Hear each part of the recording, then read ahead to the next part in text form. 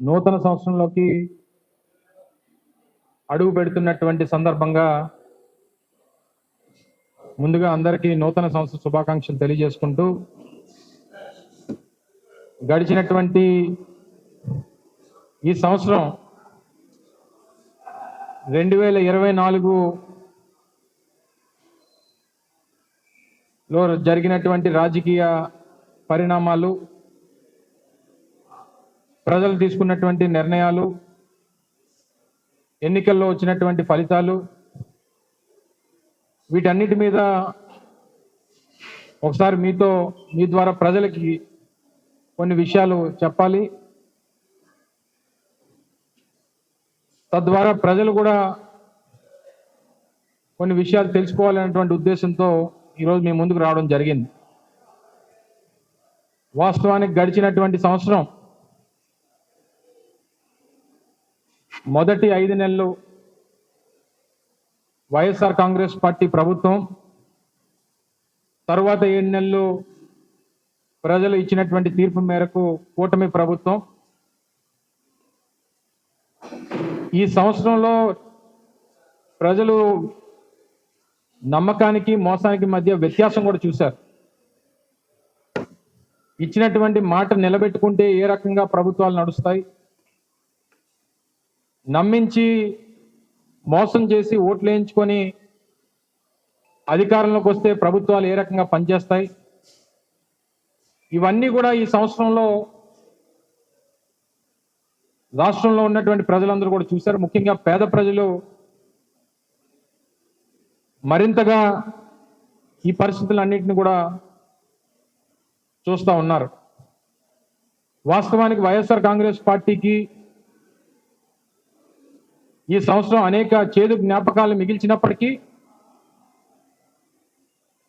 అనుకోనటువంటి ఫలితాలు ఎదురైనప్పటికీ గడిచినటువంటి 5 సంవత్సరాలుగా 2019 నుంచి 24 మే వరకు ప్రజలు ఇచ్చినటువంటి తీర్పు మేరకు ప్రజలకు చేసినటువంటి అనేక కార్యక్రమాలు, వ్యవస్థలో తీసుకొచ్చినటువంటి అనేక మార్పులు, పేదవాడికి అందించినటువంటి అనేక సంక్షేమ పథకాలు, రాష్ట్ర అభివృద్ధికి చేసినటువంటి అనేక నిర్ణయాలు, ఇవన్నీ కూడా మేము చేసినటువంటి పనులు ప్రజల్ని మెప్పించలేకపోయామా, లేదా అంతకు మించి ఇంకేమన్నా ప్రజలు కోరుకున్నారా, లేదా కూటమి ప్రభుత్వం ఎన్నికల్లో ఇచ్చినటువంటి హామీలకి మోసపోయారా, ఎన్నికల్లో వచ్చినటువంటి ఫలితాలు అనేక రకాలుగా మా పార్టీలో జగన్మోహన్ రెడ్డి గారి నాయకత్వంలో సమీక్షించుకునేటువంటి దానికి మొన్న ఎన్నికల ఫలితాలు అనేక పాఠాలని, గుణపాఠాలని నేర్పించాయనేటువంటి దాంట్లో ఏ రకమైనటువంటి సందేహం లేదు. మీ అందరికి తెలుసు, రావడమే మేము అధికారంలోకి వచ్చిన తర్వాత సచివాలయ వ్యవస్థను కానీ, తద్వారా 1,30,000 మందికి ఉద్యోగ అవకాశాలు కానీ, లేదా గ్రామాల్లో, పట్టణాల్లో ప్రజలకి ప్రభుత్వాన్ని చేరువ చేసేటువంటి దానికి వాలంటీర్ వ్యవస్థ ఏ రకంగా పనిచేసిందో, తద్వారా 2.5 లక్షల మంది ఉద్యోగ అవకాశాలు కల్పించేటువంటి కార్యక్రమాన్ని చేశాం.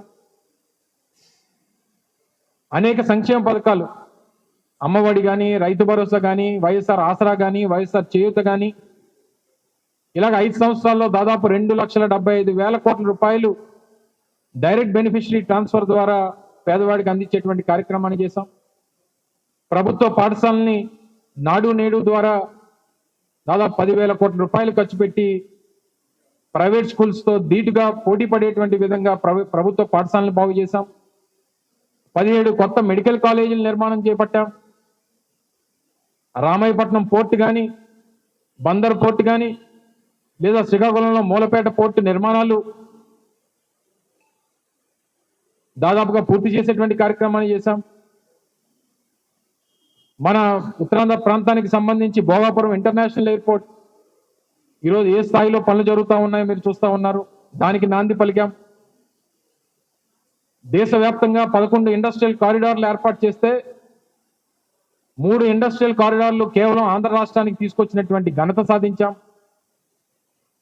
ఈజ్ ఆఫ్ డూయింగ్ బిజినెస్ లో నంబర్ 1 స్థానాన్ని మేము అధికారంలో ఉన్నంత కాలం కొనసాగించేటువంటి కార్యక్రమాన్ని చేశాం. ఫిషింగ్ హార్బర్ల నిర్మాణం కానీ, ఫిష్ ల్యాండింగ్ సెంటర్ల నిర్మాణం కానీ, ఇలాగ అనేక రకాలైనటువంటి కార్యక్రమాలు చేసి ఆర్టీసీని ప్రభుత్వంలో విలీనం చేసేటువంటి కార్యక్రమం కానీ, వైద్య రంగంలో దాదాపు 50,000 మందికి ఉద్యోగావకాశాలు కల్పించేటువంటి కార్యక్రమాలు కానీ, నాడు నేడు ద్వారా హాస్పిటల్స్ బాగు చేసేటువంటి కార్యక్రమాలు కానీ, ఇన్ని కార్యక్రమాలు చేసినా సరే ప్రజలు దేనివల్ల తిరస్కరించారు, ఎందుకు తిరస్కరించారు, వీటి మీద సమీక్షించుకునేటువంటి దానికి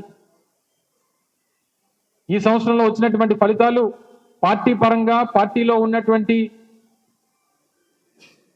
కార్యకర్తలు కానీ లేదా పార్టీ నాయకత్వం కానీ సమీక్షించుకునేటువంటి దానికి మొన్నటి ఫలితాలు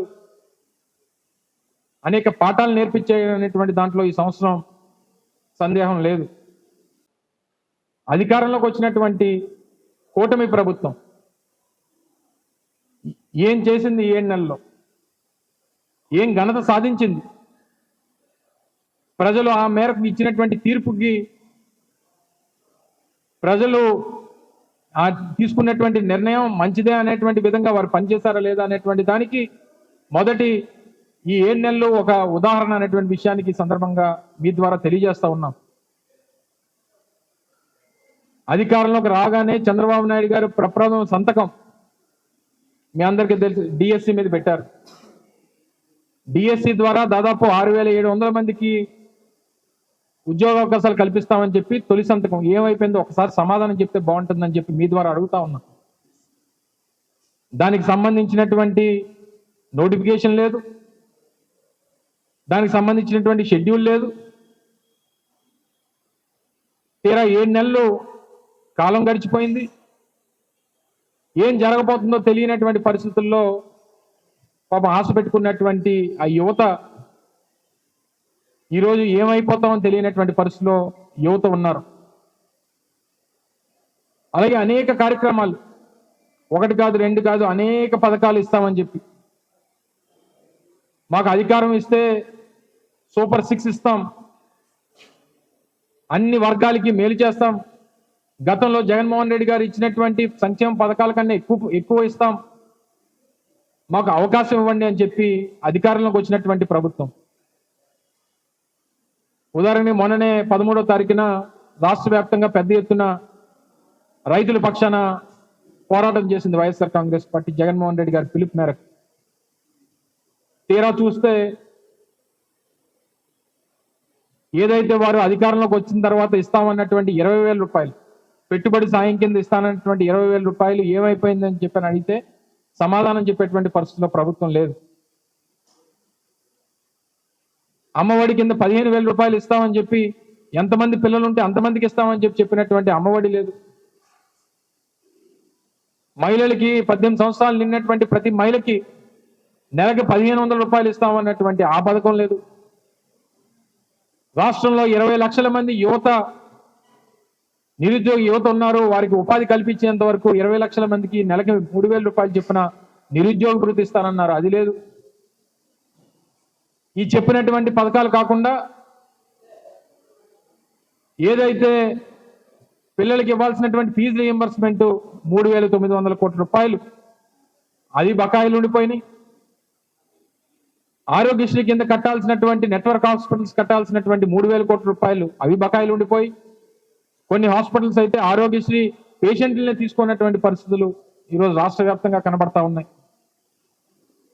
సంవత్సరానికి 3 గ్యాస్ సిలిండర్లు అన్నారు, ఈ సంవత్సరం అడిగితే 1 అన్నారు. ఉచితంగా మహిళలకి బస్సు ఫ్రీ అన్నారు, మొన్న అడిగితే సంక్రాంతి అన్నారు, ఈరోజు పేపర్లో చూస్తే ఉగాది అంటా ఉన్నారు. ఏ సంవత్సరం ఉగాదో ఏ సంవత్సరం సంక్రాంతో చెప్తే బాగుండేది ప్రభుత్వం. ఇన్ని కార్యక్రమాలు ఇంత నమ్మబలికి మీరు సాధించినటువంటిది కేవలం అధికారం మాత్రమే, ప్రజల నమ్మకం కాదు అనేటువంటి విషయాన్ని ఈ సందర్భంగా మీ ద్వారా తెలియజేస్తా ఉన్నాం. మేము మొదట్లో చెప్పాం 6 నెలల సమయం ఇస్తాం, ప్రతిపక్షంగా మా పాత్ర పోషిస్తాం, ప్రజల పక్షాన పోరాటం చేస్తాం. మీరు ఏదైతే హామీలు ఇచ్చారో హామీలు నిలబెట్టుకునేటువంటి దిశగా మీ మీద ఒత్తిడి తీసుకొని వస్తాం అని చెప్పి ఏదైతే ఎన్నికల ముందు ఎన్నికలు ఫలితాలు వచ్చిన తర్వాత చెప్పామో దాని ప్రకారం ఈరోజు పోరాటాలు మెల్లమెల్లగా ప్రభుత్వం మీద ఒత్తిడి తీసుకొచ్చేటువంటి కార్యక్రమాలు చేస్తూ ఉన్నాం. రానటువంటి కాలంలో ఈ కార్యక్రమాలు ప్రజల పక్షాన మరింతగా ప్రభుత్వం మీద ఒత్తిడి తీసుకొచ్చేటువంటి కార్యక్రమాలు రానున్నటువంటి సంవత్సరం కూడా. ఇప్పటికే ఫీజు రీయింబర్స్మెంట్కి సంబంధించి జనవరి 29వ తారీఖున పెద్ద ఎత్తున అన్ని జిల్లా కేంద్రాల్లో కార్యక్రమాలు నిర్వహించాలని చెప్పి పిలుపునిచ్చాం. అలాగే అంతర్గతంగా పార్టీకి సంబంధించినటువంటి అంశాల మీద కూడా ఈ సంవత్సరం రానున్నటువంటి సంవత్సరంలో జగన్మోహన్ రెడ్డి గారి నేతృత్వంలో అన్ని జిల్లాల్లో కూడా వారానికి ఒక జిల్లా చొప్పున 26 జిల్లాల పర్యటనలు కూడా జగన్మోహన్ రెడ్డి గారి పర్యటనలు ఉండబోతా ఉన్నాయి. మా పార్టీ కార్యకర్తలతో చర్చిస్తాం. గతంలో ఏవైతే సమస్యలు ఎదుర్కొన్నామో వాటిని సమీక్షించుకునేటువంటి కార్యక్రమాలు చేస్తాం. మళ్ళీ అటువంటి పరిస్థితుల్లో రాకుండా ఏ రకమైనటువంటి నిర్ణయాలు తీసుకోవాలో ఆ నిర్ణయాలు తీసుకునేటువంటి దిశగా అడుగులు వేస్తాం. ప్రభుత్వం మీద ఒత్తిడి తీసుకొచ్చేటువంటి కార్యక్రమాలు, ప్రజల పక్షాన పోరాటం చేయాల్సినటువంటి కార్యక్రమాలు, ఇవన్నీ కూడా రానున్నటువంటి సంవత్సరం ప్రజలకు మంచి జరగాలని చెప్పి కూడా మేము ప్రతిపక్షంగా కోరుకుంటా ఉన్నాం. ఇంకో 4.5 సంవత్సరాలు అధికారం ఉంది. ఇచ్చినటువంటి మాట నిలబెట్టుకోండి.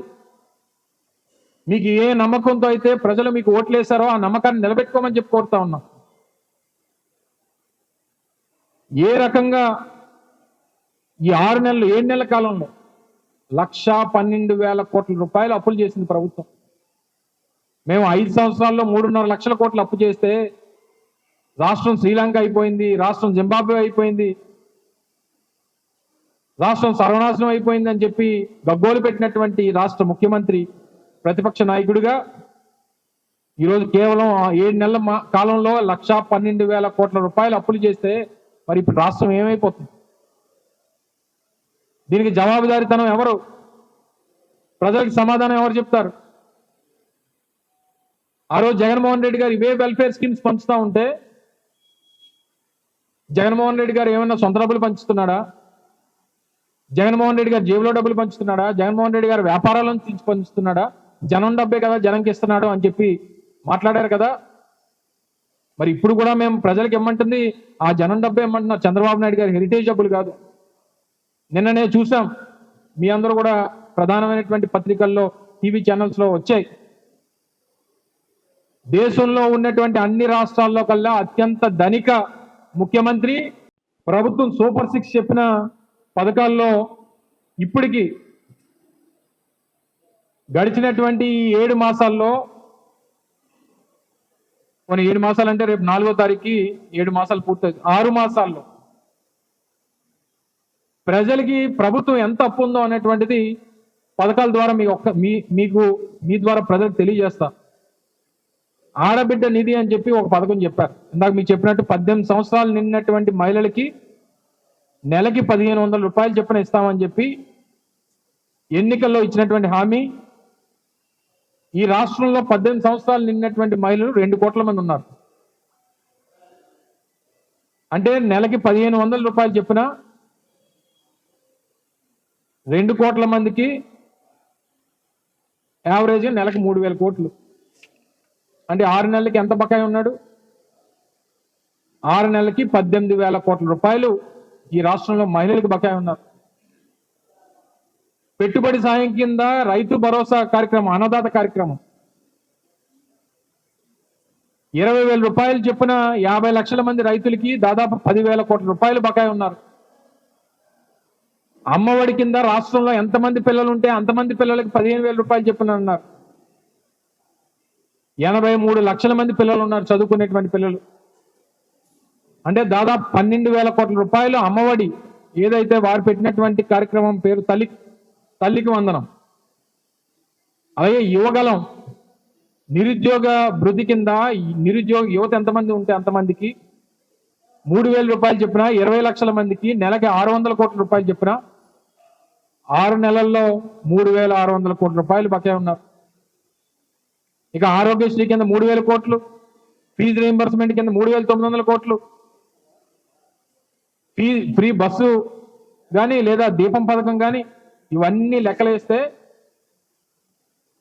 ఈ 6 నెలల కాలంలో రాష్ట్ర ప్రజలకి ప్రభుత్వం ఇచ్చినటువంటి హామీలు, వారు ప్రభుత్వం ప్రజలకు పడినటువంటి బకాయి దాదాపు 60,000 కోట్ల రూపాయలు. ఈరోజు ప్రజల దగ్గర జిఎస్టి రెవెన్యూస్ పడిపోయినాయి రాష్ట్రంలో. ఏదైతే డబ్బు అనేటువంటిది చలామణి అనేటువంటిది జరగట్లేదు పేదవాడి దగ్గర, లేదా ప్రజల్లో డబ్బు రొటేషన్ అనేటువంటిది లేదు. అంటే చివరికి నిన్న మొన్న మన ఈస్ట్ పాయింట్ కాలనీ సాయిబాబా గుడికి వెళ్ళా. అక్కడ నిర్వాహకులు చెప్తా ఉన్నారు, సార్ గతంలో మాకు నెలసరి హుండీ ఆదాయం 7.5 లక్షల వరకు వచ్చేది, గత 2-3 నెలల నుంచి 2.5 లక్షలు పడిపోయిందని చెప్తా ఉన్నారు. అంటే చివరికి దేవుడు కూడా డబ్బు వేసేటువంటి పరిస్థితి లేదు.